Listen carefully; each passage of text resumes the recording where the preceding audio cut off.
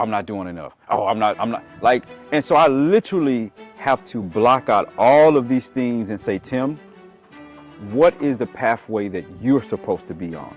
You, not nobody else, but you. So literally the way I'm talking to you is the way I had to talk to myself, man.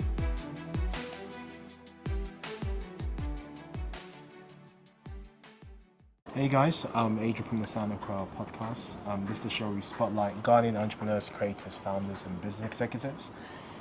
It's good to have Tim Swain back on the show. If you watched or listened to season 3, that was my first interview with Tim Swain. He also interviewed me during the time as well. I think this was early 2022. And yeah, it was good to hear about what he's done in Ghana since relocating from America. But the reason why I wanted to bring him back on the show is that, of course, it's always good to, catch up and get an update with previous guests to keep the relationship going. But also, he made a bold statement. He said he's going to run 400 miles across Ghana. Of course, things had to change, and I think he brought it down to 300, which is still something that I probably couldn't do. It's a massive achievement. And, I was just following kind of like his journey on social media, where he was setting out to do this so that he could, set up 20 water wells. Is it 20 water wells? That was the aim? Yeah, it was 10 water wells across Ghana, as well as helping to raise funds for youth that we bring to Ghana and some youth programs that are already in Ghana. Yeah. Wow. Yeah. So this run essentially across Ghana was going to be, the thing that allows all these other things to happen. How did that make you feel? Was there pressure? Before we do that, how are you doing, Tim? Yeah, it's good to have you back on the show. Thank you. Yeah, it's been a minute since we last connected. Yeah. I'm doing well. Listen, I'm in good health. Yeah. Listen, family's okay. Ghana is Ghana. Ghana is Ghana. Ghana is Ghana. But for me, I'm doing well, man. It's good to see you. That's great to see you, man. I mean, same Ghana, different president. You're now a Ghanaian citizen as well. That is correct. Congratulations. Thank you. Ghanaian citizen. I don't have to call you African American. I'm not going to just call you Ghanaian, and that's it. Yeah, sure, man. But yeah, honestly, I think you're doing some great things, and you've been in Ghana for a while, way before Ghana was even trending, and you've always been, passionate about the country, about our country. So I want to go straight into running across Ghana. It's quite interesting you did that, because I think when you announced that, I think maybe during the same time or just before you made that announcement, I think the hardest geezer, the British guy, he ran across the circumference of Africa. Were you aware of that? Was it a coincidence? Was it inspiration? No, so actually, someone told me about, I forgot the gentleman's name, but someone told me about that, like literally way after. So really, the idea came from about 5 years ago. I had long story short, I was like, listen, I need to look at where I want to be in 5 years and what are some things I want to do. And I remember, just reading a few books and listening to podcasts, and they talked about, just set some ridiculously big, audacious goals. Yeah. So one of the goals on my list from 5 years ago was I want to run, I want to do a ultra run that just in my mind I cannot conceive myself doing. So it was something on my list for a long time. Yeah. And then in 2023, at the end of 2023, my admin at the time, it was on my list, and I had been talking about it for 6 months, and she was like, in so many words, she was like, listen, Tim, we've been talking about this for a while. Are we going to do something or not? So basically either put up or shut up. And I said, you know what? I don't want it to be something that's just about me going out there and saying, hey, look what I can do. Yeah. But how can I marry this to something that I'm also passionate about, which is impacting communities and making a difference with the talents and gifts and abilities that God has given me. Yeah. And so really that's how the idea started. Yeah. It was, I want to do something big and audacious, and then let me utilize this as a platform to help people in the process. So that's how it started. Powerful. And I think it's only right, because someone like yourself, social impact's a big part of your life. Yeah. So I think to do that, I think it's going to make it more meaningful. It's going to add purpose to the actual activity. It's like, let's say, for example, Vita London, the watch brand. Yeah. How every time someone buys a watch, it contributes to someone buying school uniform for someone in Ghana or other African countries, or building schools in Ghana, African countries, and then you've got Pencils for Promise, which does something similar. So I think it's important to be able to always link passion to purpose. Yeah. And that's exactly what you've set out to do. Yeah. So the round took place, was it in December? Yeah, so it took place December. We started officially on the 16th of December. The 15th was like the kickoff ceremony. And so it started from Salaga. So for those who are just now watching this, they may not be familiar with Ghana. Salaga is in the northern part of Ghana. And we started specifically at Salaga Slave Market, which was historically the largest slave market in Ghana during that time, particularly during like the transatlantic time. And we decided to start there just because of the history of the place, because you had so many Africans that were enslaved, and that's where they started their journey. The difference is, right, their journey was one that didn't come with the conveniences that mine had, but it was a journey to new places, new territories, and they had no idea whether or not they would return. So we started there. It was 300 miles, or about 500 kilometers.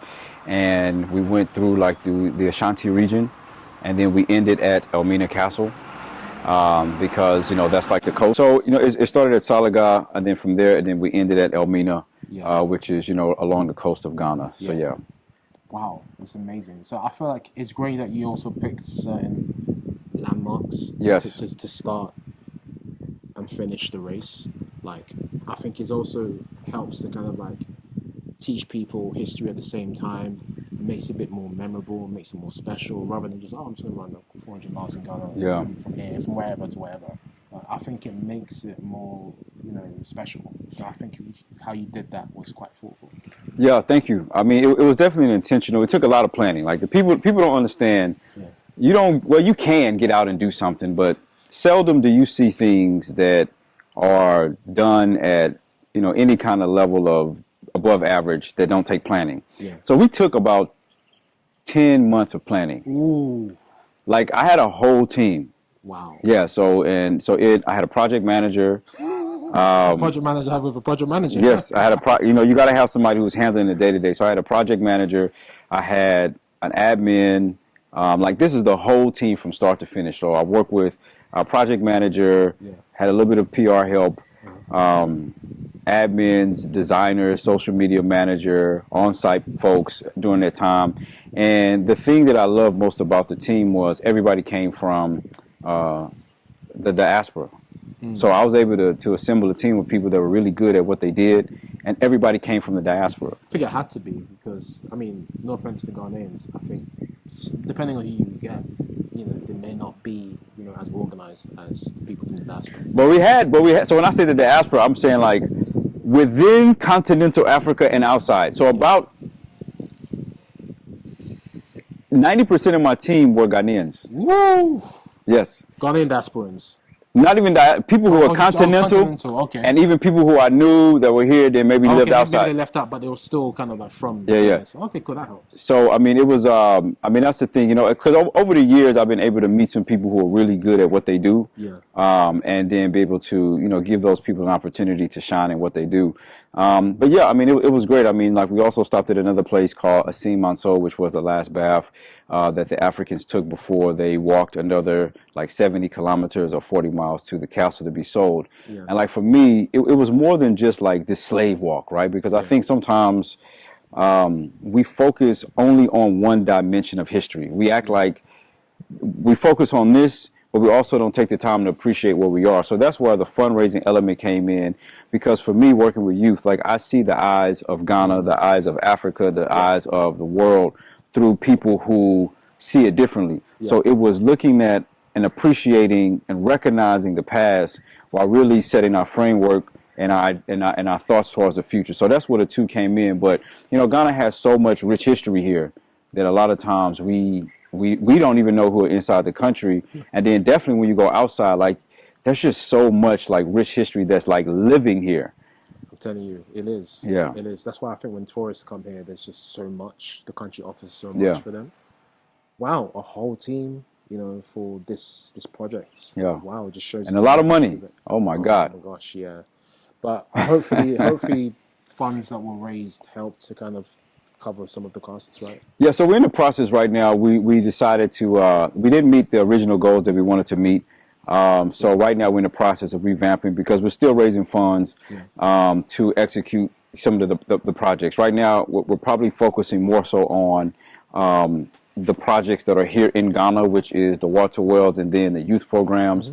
Because we have, with my NGO, my nonprofit organization, we have a way to kind of raise funds for the other part. And so we're still in the process of raising funds because in 2025, I want to be able to just continue to work in a foundation that we've laid. And I'm so grateful for everybody that invested. You know, people invested $5, people invested, you know, all the way, you know, thousands. And so I'm really, really, really grateful. And I want those people to understand that right now we are trying to make sure that we maximize every penny that you've invested so that we can, you know, make that impact that we set out to make. That's amazing, man. And I feel like, you know, it just shows you the power of the internet, the power of social media, how everyone was able to put their hands into their pockets, whether it's $5, $5,000, and just contribute to this great cause. And well, how much were you able to raise in the end? Are you able to share some kind of Yeah, I can. I can say that from our original goals, we were really under. That's okay. No, we probably raised realistically about 10% of what our original goals were. Yeah. And so that's why right now we're in the process of kind of re-strategizing to see how can we, again, create another game plan to maximize awareness so that we can meet some of the goals that we had, you know, in partnership with my nonprofit organization. Perfect. Is that Andiso 360? Yeah, Inidaso 360. Yeah, which means hope. Wonderful. Yeah. Wonderful. I remember that. Yeah. Wow. Okay. Cool. So when you did this this run, had you ever run a marathon or any kind of athletics before? Yeah. So it was. I realized that I needed to do, like, for me to do like this long distance, I had to do a walk. Yeah. But I mean, I've been running for a long time, man. Like, I love running. But the longest distance I've ever done at one time, I think the longest distance was it was probably just about maybe 35 miles or that's probably like 55K or something like that, or it's like 60 kilometers. Yeah. But then it was like I did that, and then I ain't do nothing else for like 2 weeks. So this was like doing that flat out every day, over and over and over again. Wow. And I'll tell you, like, you know, this is why it's so important to I'll talk about planning. Like, I'm a big on you got to plan, you got to plan. But the first day I was so excited that I forgot about my plan, which is like stretching, resting, water, all of that. Like, I just had so much energy.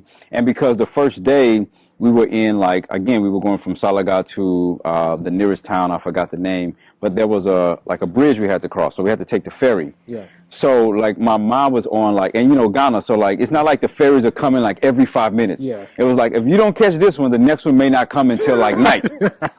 So I was like, I have to get on this ferry by the time it arrives. And so I didn't listen to none of my plans that I made. And the second day, so I think that day we did about, I think it was around 55K.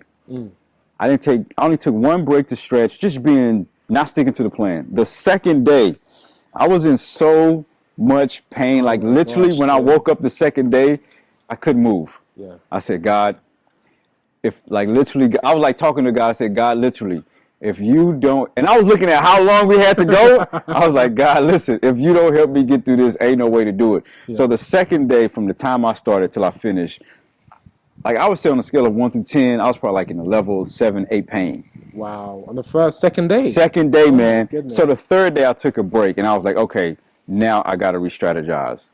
And I was on YouTube because I was like, which part of the body is connected to the front of the foot and then the bottom? And cause I was trying to figure out the pieces of my body that's in so much pain. Yeah. So anyway, YouTube is amazing, man. Thank God for YouTube. YouTube and internet articles. So I changed my strategy, wrapping my legs and my feet and all other kind of stuff.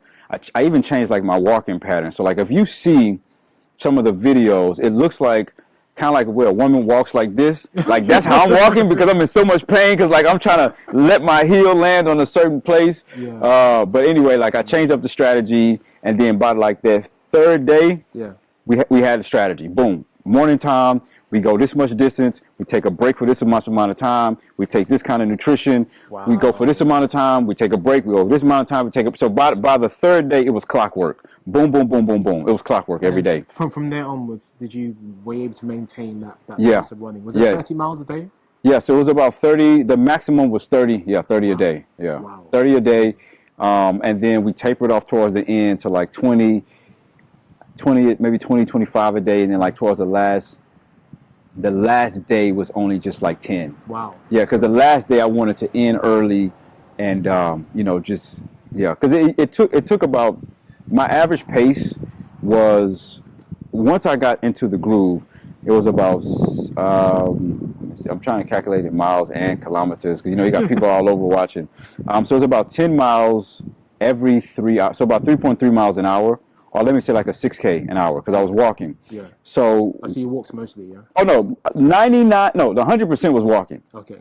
Because there's no way I would have been able to finish within the time frame I needed running. Yeah. Like short distance, if we're talking like a 21K, yeah, definitely you can run the whole thing. I can run the whole thing, but like 500K? Yeah. Nah, man. I'll still be out there right now if I was running.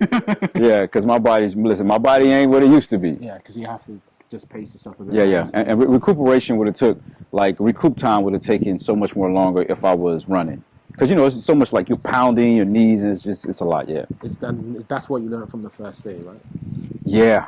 I mean, it was, because, like, even now, like, I'm not fully recovered. Like, I was in the gym. I was in the gym yesterday, and like normally there's certain stretches I can do, and I tried to do certain stretches, and like I'm still not fully recovered. Like I was outside playing with my son, and we were actually right out here. Yeah. So we was running around this court right here, and this was just like 30 minutes, like just almost nothing. Yeah.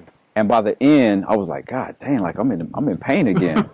But you work it out, you keep it moving, it's all good. Yeah, I think it makes me respect athletes like footballers or sprinters, long distance runners a lot more, because they have to go through a long time conditioning their bodies, eating the right amount, sleeping the right amount. But when you think about it, how you said you got a team, Tim. Yeah. These guys, they've got even more of a team. They've got scientists. Exactly. Nutritionists, physical. So that's the thing. Like I have a friend that I work with, and he does professional running. So like he does like 50Ks, whatever. And we were talking, man, he has a nutritionist. He has a very specific doctor that he goes to, right, that focuses on athletic training and, athletes and stuff. And the thing is, you cannot make it to a high level of anything without having like experts. That's the thing I realized, because like in the perfect world, I really would have had a dietitian, and I would have had like a physical therapist, like / trainer, like somebody who knows, oh, you're feeling pain in this part of your body. This is what this muscle is called. It's connected to this. You've been putting too much pressure here. Let's wrap it like this. Try this tomorrow, see if this works. I was just on YouTube like, but by the grace of God, man, I figured it out, but yeah, they have a whole team. And so when you think about like professional athletes, like those guys who are long distance runners, who are running like a 21K in like less than like an hour or something. It's crazy, yeah. And the pace that they're going as well, yeah. Like it's literally like mind-boggling. Like for some of these dudes who are running like a 5K in like 12 minutes, a 5K in like 12 minutes. Yeah, it's crazy. I think on TV or the internet, it makes it look a lot easier than it actually is. Yeah. To be, I can do that. No. I remember I remember when I used to compete in athletic championships in London, and I think like running. Yeah, running. Yeah, I'm more like 100-meter sprinter. Okay. But there's one I decided to opt into like I think a 400-meter race. I started the race sprinting for some reason, and then I was like, I'm in the lead. All these people came and passed me. I was like, oh, you have to train. You got to train. Then I realized that that's not how it works. I felt like an idiot, but it just shows you it's not easy as you think it is. Yeah. Wow. But it's like life, man. It's like the truth is, for me, I remember my first like marathon that I ran. Yeah. And I hated running, actually. I used to hate running. Now I love running. But I used to hate it, but somebody challenged me, and I remember it was a woman at my job, and I used to work in Austin, Texas, at Austin Community College, and she challenged me, and she wrote down a game plan for training on like just a piece of scrap paper. And I remember it was like the training process was so simple. And I remember like the first time I ran maybe like 5 minutes nonstop. And I felt like that was a victory. You know what I'm saying? Yeah. And then after that, of course, you go more and more and more and more and more. Then I did my first race, and I was like, yo, I love this. But I'm done. And then you know how it is. You get the bug, so I did another one, another one. And I think like I learned so much throughout the process. I think one of the biggest things I learned as I was walking is like you have to really settle what you can do for you. Yes. Because to be very honest, I'm developing a mini documentary that's telling more of the story, but I wanted to talk more about like my thought process, because I saw so many other people go through this thought process, whether they're professional athletes or just a common person who's not a professional athlete, just trying to do something different, which is there's so much self-doubt that comes in. Yes. Like in my mind, I was comparing myself so much to like all these different people. Now listen, keep in mind, I'm doing a walk across Ghana, right? West Africa. Yeah. 500 kilometers. Yeah. In the hottest time of the year. And I'm like, man, it's not enough. Oh, I'm not doing enough. Oh, I'm not like, and so I literally have to block out all of these things and say, Tim, what is the pathway that you're supposed to be on? You, not nobody else, but you. So literally the way I'm talking to you is the way I had to talk to myself, man. And I got really encouraged because when I was listening to this, I forgot who it was, but I think she was the first woman to break a full marathon in under a certain amount of time, like one of those crazy, super ridiculous athletes. And I remember her talking about, she said, this is what I think about when I'm inside the race. And I was like, yo, that's crazy, because what she was talking about was, you can't do this, you're not good enough. Like, she's running, breaking historical records, bro. In her mind, she has to overcome this self-talk of, you can't do this, you're not good enough, you're not this, you're not that. And that made me realize, man, everybody goes through that. Everybody does. The difference is how you silence those thoughts, and then you focus on what you need to focus on. Wow, that is powerful. I think we all need to kind of talk to ourselves and encourage ourselves when we're going through, these tough moments, because sometimes there's not going to be anyone to encourage us. We have to encourage ourselves. Exactly. We're all alone. It could be a race, or it could be somewhere in a forest or in the jungle to get out that situation or to accomplish that very thing. But it just shows you how mentality is a huge part of all of this. Yeah. The mindset. I think I remember listening to a podcast where I think it was Stephen Bartlett. He was speaking to Chris Eubank's son, the boxer, and Chris Eubank's son basically. I think he was going to go into one of his very first fights, and basically, I think the walk that the boxers take to get into the ring is so intimidating. Yeah. And he said that once he got over that, like, the rest was just history. Like, but he said that very walk was so intimidating, and it almost made him want to walk away. He kind of stuck through it, got into the ring, and he basically told himself, if he didn't get into the ring and he walked away, like, he would kind of count himself as a chicken. Like he's a scaredy cat or whatever. But once he kind of overcame that, he was able to kind of like fight and stuff. So the mindset is just a huge blocker. But once you overcome that mindset that you can't do things, it really kind of just pushes you over the line. Mental training is really huge. Yeah. And before this walk across Ghana, I was at an event, and I was talking to a woman who was like, one of those world-breaking athletic people back in the day in her prime. And she talked about, she coaches now, she trains now, she talked about she spends just as much time with her athletes on mental training as the physical part. Because for me, at least what I've realized, like in my own life, like when I was out there, like prior to the event, this is just being very candid, I'm one of those people who super analyzes things, and like my superpower is being critically analytical. My kryptonite is being critically analytical, right? So it's one and the same. And I think learning how to develop habits of healthy thinking. Because, like, I'm in Ghana, so it's not like you got this protection along the way. Like, when I tell people when I was doing these videos that it's literally a miracle I didn't get hit by a car. Yeah. No, for real, because, you've been in Ghana. It's like the way we drive in Ghana. Oh, my gosh. We drive as if we will live forever. And so, like, cars were coming so fast. And like literally, they were like this close, coming like zoom, and I was like, God, if this car just accidentally swerve, I'd be out of here. But like, so I was thinking about all these crazy scenarios that can go wrong, and then the thing is, like, you go back to a place of settling in. Okay, what are all the things that can go well? What are all the things that can go right? And then once I finished it, it really physically, I ain't gonna lie, it was really difficult. Of course it was. But it wasn't as difficult as I thought it was, and maybe it's because I also trained for it too now. I didn't just wake up, I was training like months for it, like walking, running long distances. But it wasn't as difficult as I thought it was, you know. Because I think preparation is the key, right? Preparation, yeah. Yeah, I think once you've done all of the preparation, the execution is probably easier than the preparation itself. Yeah. I think preparation is always the harder bit. If you prepare really, really well for whatever you're doing, the execution almost becomes second nature. Becomes like it's another prep session. Yeah. Yeah, it's another prep session, yeah. Yeah, literally it's just the byproduct of the preparation. Wow. So how long did it take you to complete this thing? Overall, how many days? Yeah, so actually walking was 12 days. If you include the rest day, 13. Wow. Yeah, wow. 12 days. Okay, and I saw that online you had like a van. Yeah. Yeah, we did. So yeah, I found this woman who decided to create like outdoor experiences. So she had this van here in Ghana. So we contracted the van. We wrapped it with our marketing and stuff like that. So it had like a bed inside of it. So that's what the team traveled in. Nice. Yeah. So the videographer. And it came with a driver too, so the videographer and then the on-site kind of administrative help, they traveled in that van. So it basically just, followed us throughout the whole journey, man. Beautiful. And where did you sleep? We slept in hotels. Okay. Yeah, okay. So normally every day, because the van was not equipped with washrooms or water. Okay, of course, yeah.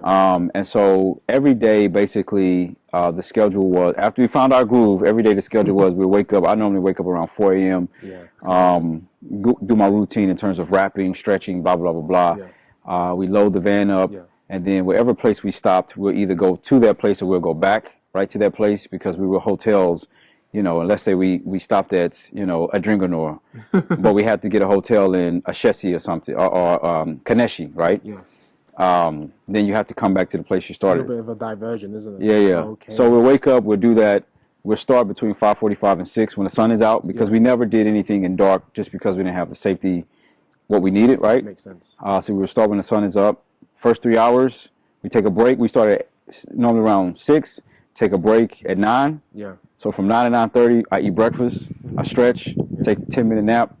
Then I start at 9:30. Wow. From 9:30 to 12:30, the admin will go and find housing for us, and we'll project, okay, today we're going to end at this place. So they will go to the next town, or the next 2 towns, find housing. They come back, 12:30, take another break. Okay. I normally didn't eat during that time, maybe like some small fruits or something.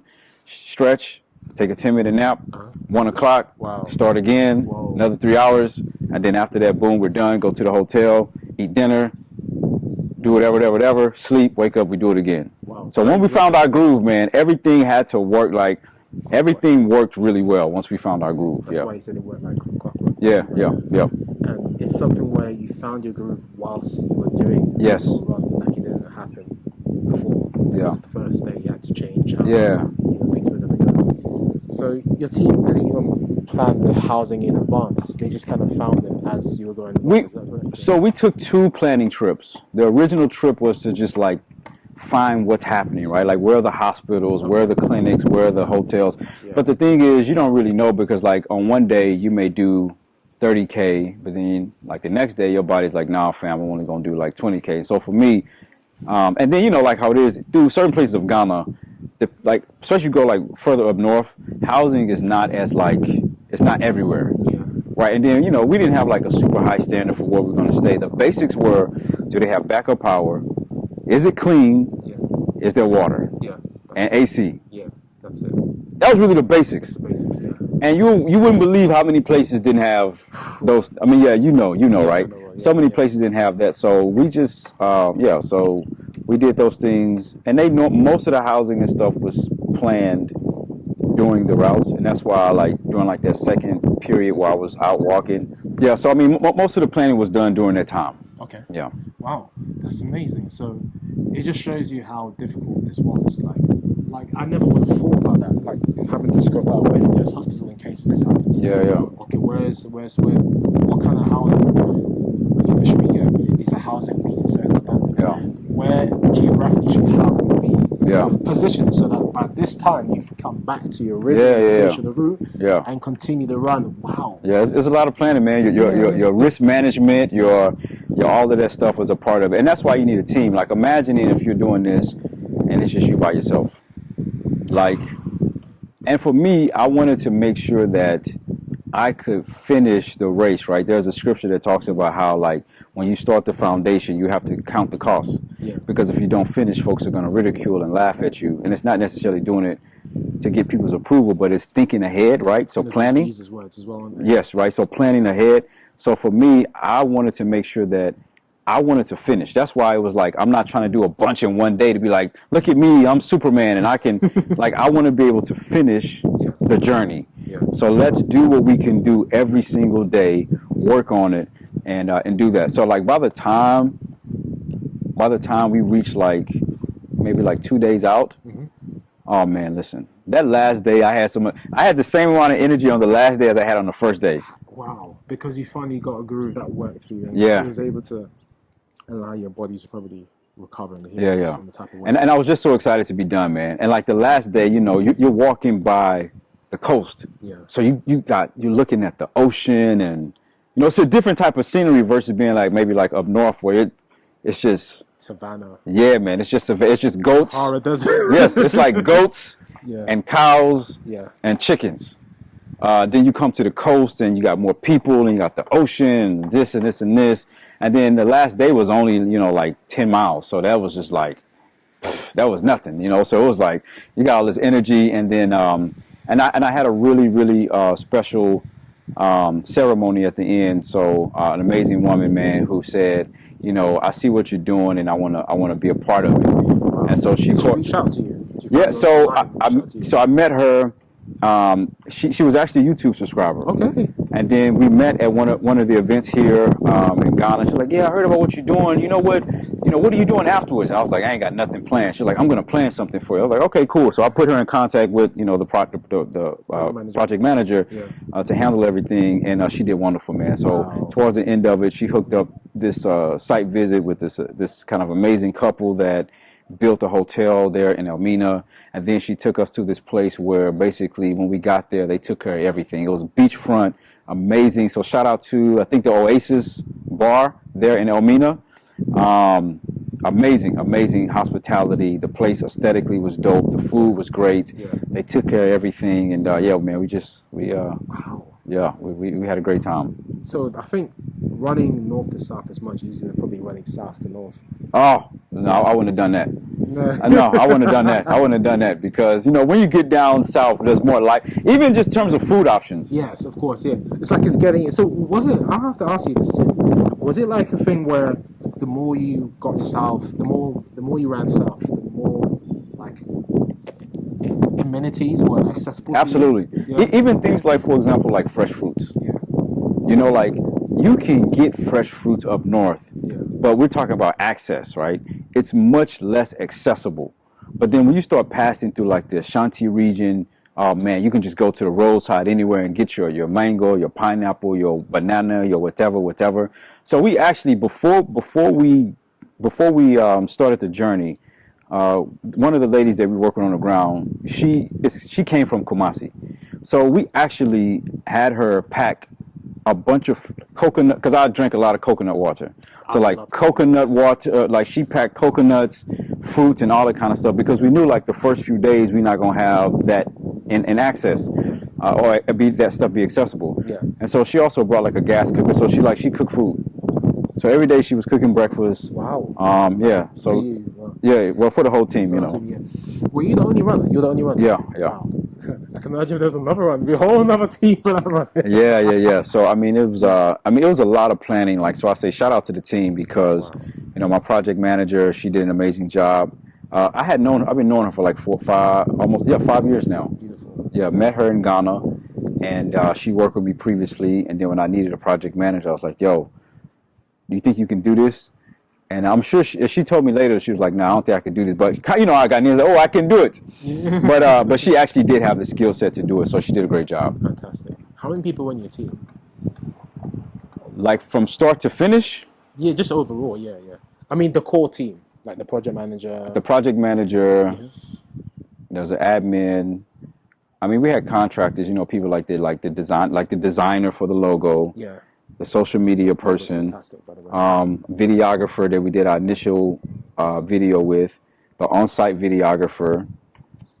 And then the on-site admins, and then we contracted a little bit of help from PR.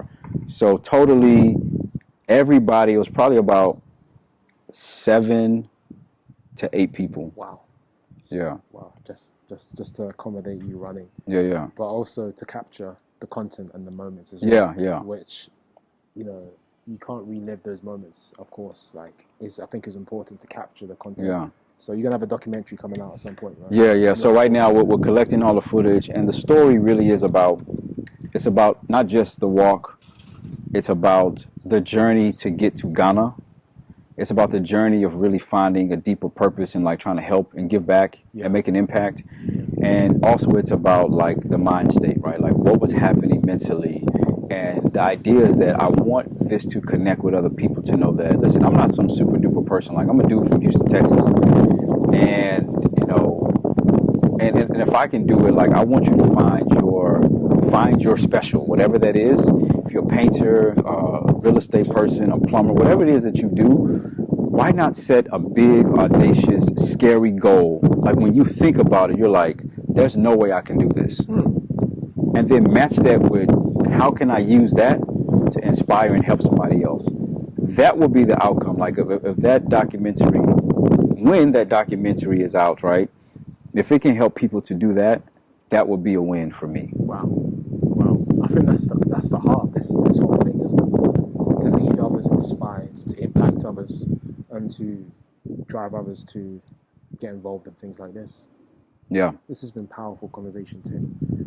What lessons did you take from this whole experience, and what things did you appreciate the most as you went through this journey? I think the biggest lesson I learned is the importance of proper planning.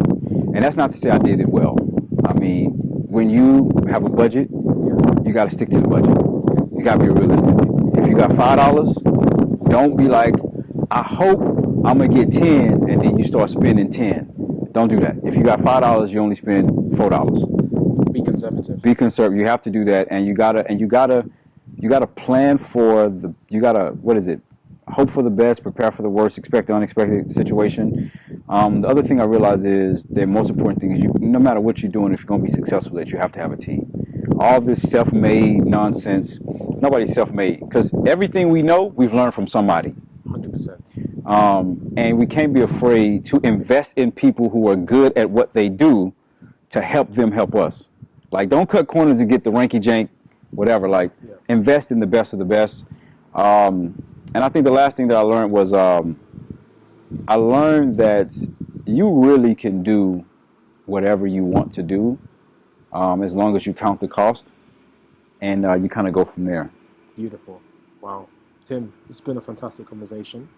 I'm really inspired by this journey you took, and it's made me realize that this wasn't just, let me just run across Ghana. But this was a whole thing that had a lot of moving parts associated with it that needed the help of many people to make it happen and to allow you to finish that and cross that finishing line. Yeah. Thank you for doing this for Ghana. Thank you for inspiring us as usual.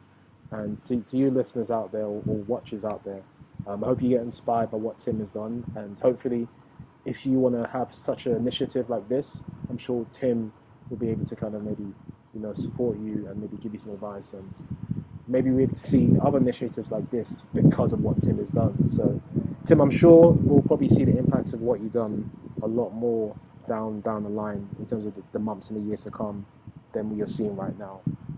So once again, man, it's been great speaking to you. Yeah, thank you. Thanks for having me, man. What was the last, before we go, what was the craziest, what was the worst moment that you went through? Was it like a one specific moment? So there's something crazy that happened, like a leopard jump out of the bush and something. I don't know, man. A leopard. Listen, if a leopard jumped out of the bush in Ghana, then I'll be like, whoa. Especially if man, the craziest moment, maybe a funny moment was when the first day when we were crossing the ferry. Yeah. And you know how Ghana is. You see how the way we load trotros, right? You stuff everything in the trotro. So now imagine this is a ferry. Yeah. Oh my gosh. Is it going to sink like Titanic? Man, listen, so our admin, she was very scared. Because she was looking at, because, you know, you've seen those big, like, trucks that carry, like, the big Oh my gosh, yeah, overloaded. Yes, so imagine you see all this stuff, like, loading onto the ferry. Yeah. Oh my gosh. I'll be like, And, like, and we're, like, this close. Give like me my life jacket. Yeah, we're, like, this close on the ferry. Like, everybody, like, you can't, like, move freely on the ferry. Yeah. So you see everybody packed in, and then I'm looking at my admin, like, I keep looking up at her. So she's looking, and, like, and they're calling more trucks. And you're like, oh my, how many trucks are they gonna? So we thought at one point, like, man, is this gonna be a story on CCTV where?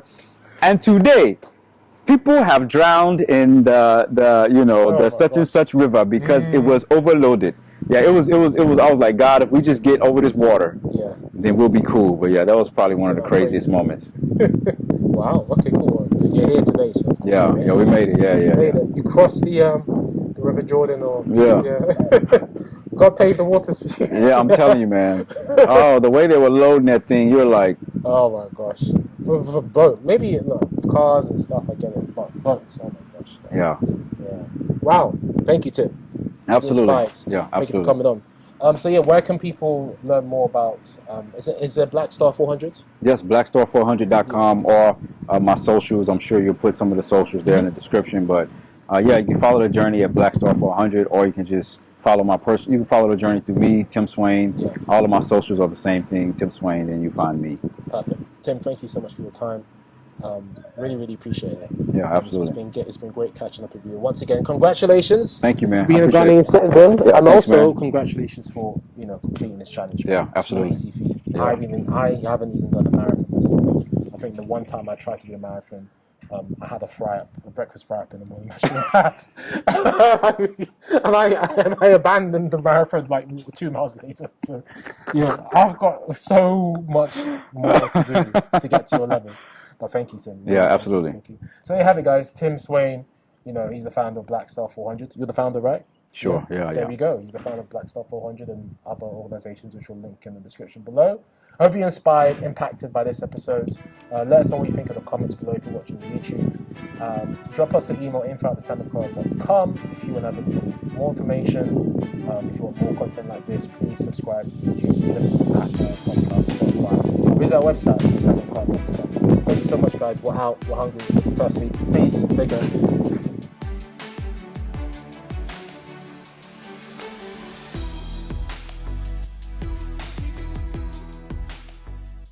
Like the coast. Edit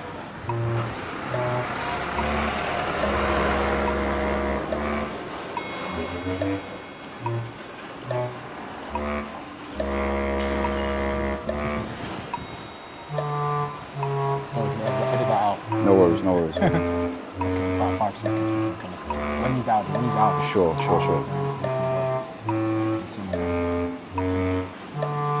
Always happens when you just start. It's all good. It's all good. That's okay. Yeah. So it started at Salaga, and then from there, and then we ended at Elmina.